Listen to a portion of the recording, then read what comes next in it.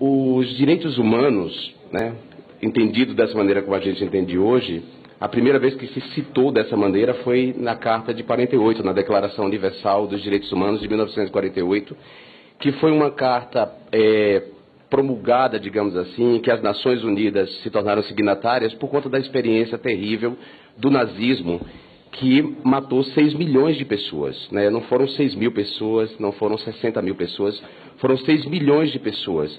6 milhões de pessoas mortas por uma empresa de morte, certo? E essas pessoas foram mortas pelo que elas eram, né? A grande maioria judeu, mas também ciganos, homossexuais, comunistas foram mortos por essa empresa. Então, declaramos os direitos humanos, a ideia de que toda pessoa humana é portadora de um conjunto de direitos que lhe são inatos e que são constituintes da sua humanidade. Entretanto, apesar desse consenso, nós sabemos que algumas pessoas são consideradas humanas e outras não. Algumas são expulsas da comunidade dos humanos, e isso ao longo da história. Nós temos exemplo disso.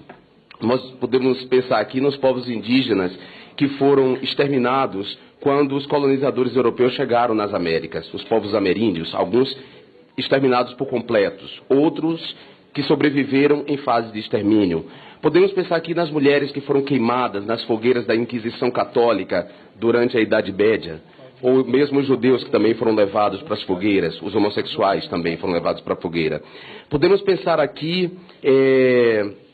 no que aconteceu com os negros da África subsaariana, escravizados e colocados como motor de uma economia porque não eram considerados humanos. Aliás, buscavam na Bíblia a justificativa para escravizar todo um povo. É bom, importante que se diga isso. Então, os direitos humanos, a luta pela afirmação dos direitos humanos, ela não está concluída e a humanidade de certas pessoas não está dada. É importante lutar pela humanidade, pelo reconhecimento da humanidade de algumas pessoas. Essa luta não concluiu porque as violações aos direitos humanos permanecem. Permanecem no nosso país, aqui, em relação a essas populações vulneráveis já citadas, permanecem em outros lugares do mundo.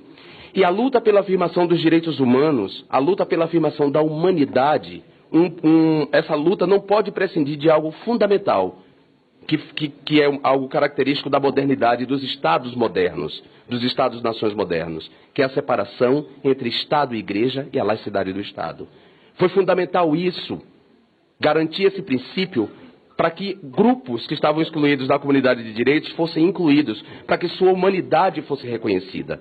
A gente sabe disso.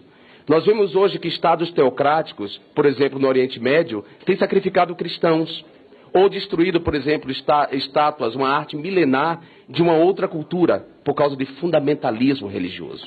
Então, essa luta pelos direitos humanos não pode prescindir do princípio da laicidade, do respeito e da inclusão.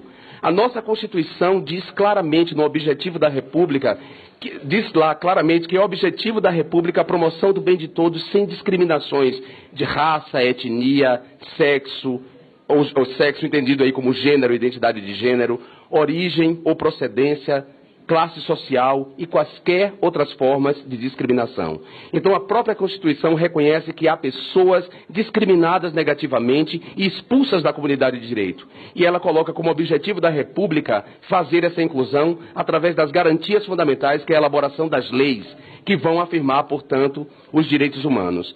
Essa comissão, portanto, ela faz parte dessa luta de afirmação de direitos humanos dessas minorias. E eu quero agradecer à deputada Luísa Erundina, que foi a mentora dessa comissão, que está completando 20 anos. E a gente não pode deixar que o princípio dessa comissão se perca por dogmatismo e fundamentalismo. Para muitas pessoas aqui, essa comissão é uma oportunidade de holofote, de estar sob os holofotes da imprensa. Para mim, essa comissão tem a ver com a minha vida, com a minha vida. Quando eu penso no Peterson, o garoto, filho do casal homossexual, que foi morto, espancado na escola, quando eu penso em Alex, o menino que há 1 ano, uma criança de 8 anos, foi morta pelo pai, o pai bateu até matar porque ele gostava de lavar louça e de dançar dança do ventre, quando eu penso neles, eu penso em mim mesmo, no destino imperfeito do qual eu escapei e ao qual muita gente ainda está condenada. Então, essa comissão, para mim, tem a ver com a minha vida e a afirmação dos meus direitos. Por isso eu luto por ela. Por isso é fundamental para mim lutar por ela. Isso aqui não é holofote. Eu quero incluir pessoas na comunidade de direitos e não excluí-las. Eu quero lembrar que esse país é um país plural, é um país diverso culturalmente e religiosamente. Eu quero respeitar as pessoas ateias que não têm crença, mas que mesmo assim são boas e praticam bem. E quero repudiar as pessoas que se dizem religiosas e que fazem da sua vida uma condução de exclusão de pessoas da comunidade de direitos. Essa comissão, para mim, ela é fundamental, por isso eu luto por ela. Não é só uma luta política, é uma luta de vida. E por isso eu estou aqui e te parabenizo. Muito obrigado.